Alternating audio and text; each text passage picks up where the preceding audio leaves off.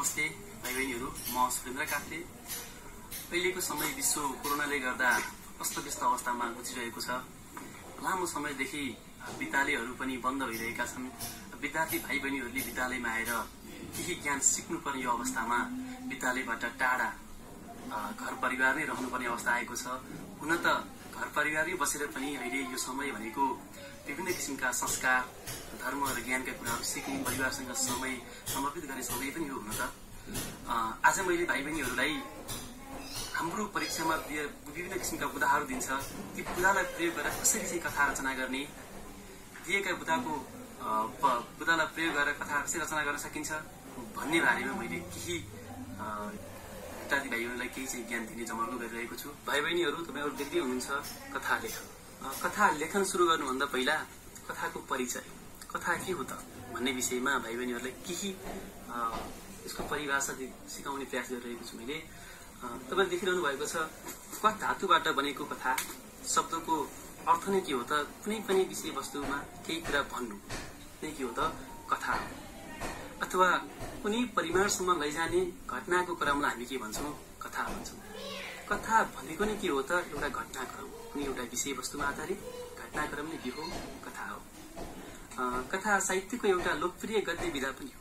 नेपाली साहित्यमा भएका विभिन्न किसिमका विधाहरूमध्ये कथा एउटा अति लोकप्रिय गद्य विधा हो। किनभने विद्यार्थी भाइ बहिनी, तिमी हामी सबैले कथा सुन्न, पढ्न, लेख्न मन नपराउने सायद हामीहरू कमै हुन्छौँ। त्यसैले यो के छ, अत्यन्तै लोकप्रिय विधा भएको छ। घटनाको सिलसिला मिलाएर लेखिएको र जीवनको सानो अंशलाई समेट्ने विधा के हो त? कथा हो। कथाले के गरेको हुन्छ त भने कुनै पनि एउटा घटनाको सिलसिलालाई त्यसलाई मिलाएर चाहिँ लेखिएको हुन्छ र जीवनको अथवा कुनै पनि वस्तुको एउटा सानो अंशलाई समेट्ने प्रयास गरेको हुन्छ। सानो आकार भए पनि कथा आफैमा फेरि पूर्ण हुन्छ र कुनै पनि जीवनको कुनै पनि वस्तुको एउटा सानो अंशलाई समेट्छ, तर त्यो अंश सानो अंशलाई समेटे पनि कथा आफैमा के हुन्छ त? पूर्ण हुन्छ। कथामा कथावस्तु रहेको हुन्छ। जुन कथामा रहेको जुन कथावस्तुलाई त्यहाँ भएका पात्र, परिवेश र घटनाले के गरेको हुन्छ त? अगाडि बढाउने काम गरेको हुन्छ। कथामा कौतूहलता वा जिज्ञासा के भयो होला भन्ने भावना हुन्छ। ती भावना हुने भएकाले नै पाठकहरूले कथालाई चाहिँ एकदमै मन पराउँछ। विद्यार्थी भाइ बहिनीहरू, तपाईँले देखिरहनु भएको छ कथाका तत्त्व। जसरी एउटा घर बन्नको लागि विभिन्न किसिमका ढुङ्गा, माटो, इट्टा, सिमेन्ट आदि तत्त्वहरू चाहिए जस्तै गरेर एउटा कथा निर्माण हुनको लागि पनि विभिन्न किसिमका तत्त्वहरू चाहिन्छ। र कथा बन्नको लागि के चाहिने भयो त? कथानक चाहियो, परिवेश चाहिन्छ, पात्र चरित्र चाहियो, उद्देश्य चाहिन्छ, अनि दृष्टिबिन्दु, यसै गरी भाषा शैली। यी विभिन्न किसिमका यस्ता तत्त्वहरू मिलेर मात्रै एउटा के हुन्छ त? कथा तयार हुन्छ। हामीहरूलाई परीक्षामा के गरेको हुन्छ भने यसरी तलका बुदाका आधारमा छोटो कथा तयार पारी उपयुक्त शीर्षक देऊ भनेर चाहिँ प्रश्न सोधेको हुन्छ, बुदाहरू दिएको हुन्छ। यस्तो बुदालाई हामीहरूले कसरी अब प्रयोग गरेर कथा तयार गर्ने त? त्यो विषयमा मैले भाइ बहिनीहरूलाई अगाडिको स्लाइडमा देखाउँछु।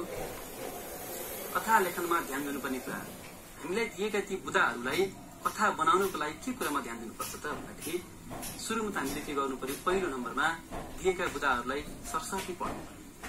जुन हामीलाई दिएका जुन बुदा छन् ती बुदालाई हामीहरूले सरसर्ती पढ्नु पर्यो। पढिसकेपछि हामीले के कुरा बुझ्छौँ त भन्दा त्यो कथा कुन विषय र कुन प्रकृतिसँग सम्बन्धित रहेछ भन्ने कुरा हामीले थाहा पाउँछौँ र थाहा पाउनुपर्छ। बुदाहरूलाई सर पढ्यौँ, प्रकृति र विषयवस्तु थाहा पाउँछौँ। अनि त्यो कथाका बुदाहरूलाई पढ्दै गर्दाखेरि हामीहरूले त्यो कथाको चाहिँ एउटा शीर्षक के हुन सक्छ भन्ने कुरा ख्याल गर्नुपर्छ र एउटा शीर्षक चयन गर्नुपर्छ। शीर्षक चयन गर्दाखेरि हामीहरूले एउटा कुरा के ख्याल गर्नुपर्छ त भन्दाखेरि हामीले निर्माण गरिएको, चयन गरिएको त्यो शीर्षकले समग्र कथालाई चाहिँ झल्काउन सक्नुपर्छ। सकेसम्म कथाको शीर्षक चयन गर्दाखेरि त्यो कथामा प्रयोग भएका पात्रहरू अथवा कथाको विषयवस्तु यी आदिलाई चाहिँ हामीहरूले समेट्न सक्छौँ। कथामा एउटा मात्रै शीर्षक हुन्छ भन्ने छैन। त्योसँग सम्बन्धित दुईटा वा तीनटा यसरी केही शीर्षकहरू हुन्छन्। हामीलाई ती मध्ये जुन उत्कृष्ट शीर्षक लाग्छ त्यो छान्न सक्छौँ, जसले विषयवस्तुलाई पनि केन्द्रित गरेको हुनुपर्छ। अनि विषयवस्तु यसरी बुदाहरू पढ्दै गएर त्यसको विषयवस्तुको प्रकृति बुझिसकेपछि हामीले शीर्षक चयन गर्यौं। शीर्षक चयन गरिसकेपछि हामीले के गर्नु पर्छ?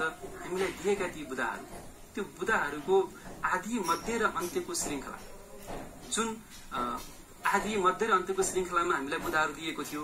पहिला के, त्यसपछि के, त्यसपछि के हो, त्यो श्रृङ्खलालाई नबिगारिकन हामीले के गर्नुपर्छ त लेख्नुपर्छ, अगाडि बढ्नुपर्छ। बुदामा दिएको श्रृङ्खलाको आधारमा त्यो श्रृङ्खलाबद्ध तरिकाले हामीहरू अगाडि बढ्नुपर्छ। अनि हामीले कथा लेख्दै जाँदा के गर्नुपर्छ त भन्दा कथामा काल्पनिकता र मौलिकता मिसाउनुपर्छ। किनभने दिएका बुदाहरूलाई मात्रै कथामा हामीले लेख्ने प्रयास गरियो, त्यहाँ अपूर्ण क्रियापदलाई पूर्ण मात्रै बनाइयो भने कथा आफैमा कथा बन्दैन। कथामा त के चाहिन्छ, एउटा रोचक ल्याउनको लागि, यथार्थ जस्तो बनाउनको लागि काल्पनिकता चाहिन्छ, मौलिकता चाहिन्छ। हो, हामीहरूले ती बुदामा के गर्नुपर्छ त काल्पनिकता थप्दै जानुपर्छ, मौलिकता थप्दै जानुपर्छ।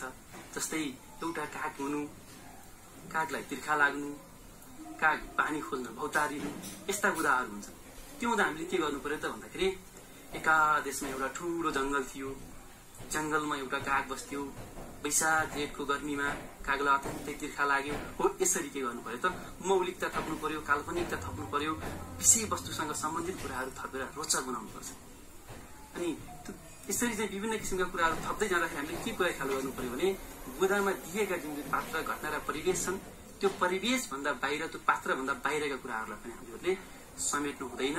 त्यही दिएको जुन पात्र, घटना र परिवेश छ, यो विषयलाई मात्रै हामीले के गर्नुपर्छ त केन्द्रित हुनुपर्छ। अनि यसरी लेख्दै गएपछि अन्त्यमा हामीले के गर्नुपर्छ भने सन्देश सहितको एउटा निष्कर्ष दिनुपर्छ। कथामा के हुन्छ, एउटा शिक्षा पाइन्छ कथाबाट, कुनै प्रेरणा, कुनै सन्देश, प्रत्येक कथामा कुनै न कुनै सन्देश हुन्छ। हो, यो कथाले कुन कस्तो किसिमको सन्देश दिन खोजेको छ, के कुरामा हामीलाई प्रेरणा दिएको छ भन्ने विषयमा हामीहरूले ध्यान दिनुपर्छ र अन्तिममा एउटा सन्देश सहितको निष्कर्ष लेख्नुपर्छ। अनि एउटा कथा जुन हामीले लेख्न चाहेको जस्तो कथा निर्माण हुन्छ। बुदाले हामीहरूलाई लेख्न भनेको जस्तो कथा तयार हुन्छ। हो, विद्यार्थी भाइ बहिनीहरू, यसरी नै हामीले के गर्न सक्छौं त कथा लेख्दाखेरि ती दिएका बुदालाई प्रयोग गरेर कथा तयार गर्दाखेरि यस्ता यी विभिन्न किसिमका कुराहरूमा, पक्षहरूमा ध्यान दिएर चाहिँ कथा तयार गर्नुपर्छ। यी कुराहरूलाई हामीले बिर्सनु हुँदैन। विद्यार्थी भाइ बहिनीहरू, तपाईहरुलाई मैले आज कसरी चाहिँ बुदाबाट कसरी कथा तयार गर्ने भन्ने विषयमा केही कुराहरू बताएँ। आशा छ तपाईहरुले यो मैले बुझाएका, मैले बताएका यी कुराहरू मनन गर्नुभयो होला र यसैमा आधारित रहेर तपाईले घरमा बसेर पनि आफ्नो पाठ्यपुस्तकमा भएका कथाहरू, ती बुदाहरूलाई प्रयोग गरेर कथा लेख्न खोज्नुभयो भने अवश्य पनि तपाईहरुले कथा तयार गर्नुहुनेछ वा कथाले भने अनुसारको कथा नै तपाईले तयार गर्न सक्नुहुनेछ भन्ने आशा गर्दै म बिदा हुन्छु। धन्यवाद।